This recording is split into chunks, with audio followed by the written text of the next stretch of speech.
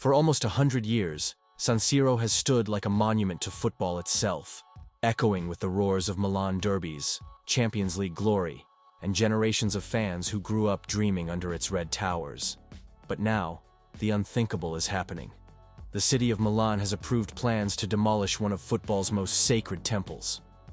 Why would two of the biggest clubs in the world tear down a cathedral of the game?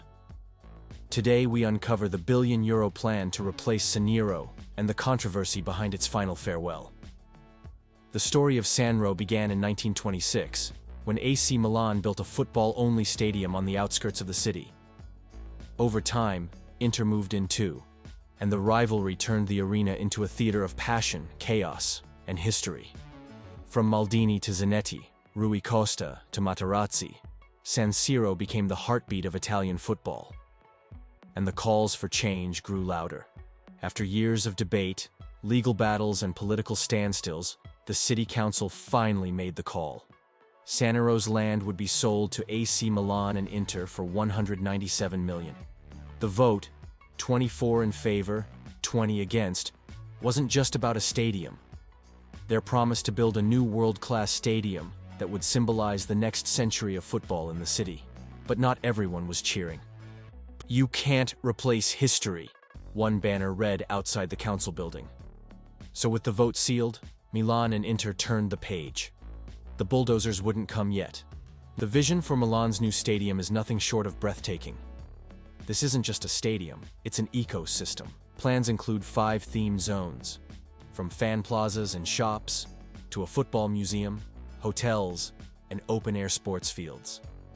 The entire redevelopment, estimated at 1.2 billion euros, is projected to generate over 3 billion euros in economic activity and create 16,000 jobs by 2035. Construction is set to begin in 2027, with completion by 2030 or 2031, just in time for Euro 2032. The idea of tearing down a stadium that hosted Champions League finals, derbies, and World Cup matches feels almost sacrilegious. Architects and heritage groups have pleaded for preservation. Some even propose keeping the second tier as a cultural monument, a skeletal tribute to what once was. If the clubs finalize the deal before November 2025, legal protection could make change nearly impossible. The clubs insist they'll honor the past. But for most fans, it's still goodbye to a lifetime of memories. For Milan and Inter, this is a crossroads. Tradition versus progress. The need for revenue, safety, and sustainability is undeniable.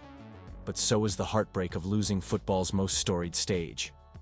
And as demolition day approaches, one question remains. Can you ever truly replace history, or just build on its shadow? San Siro was never just a stadium. It was a feeling. The fog over the pitch, the rumble of 80,000 voices, the red and blue lights dancing across the night sky. It was football in its purest form. Now a new era is beginning. A modern Milan will rise, promising comfort, innovation, and global prestige. Yet somewhere in that progress, an echo will remain. The echo of San Siro. Maybe that's what makes football stadiums so special. They don't just host matches, they hold memories.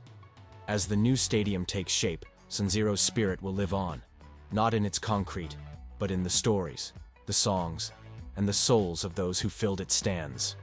So, what do you think? Should San Siro have been saved, or is it time to move on? Don't forget to like, subscribe, and share your thoughts below, because every great stadium deserves one.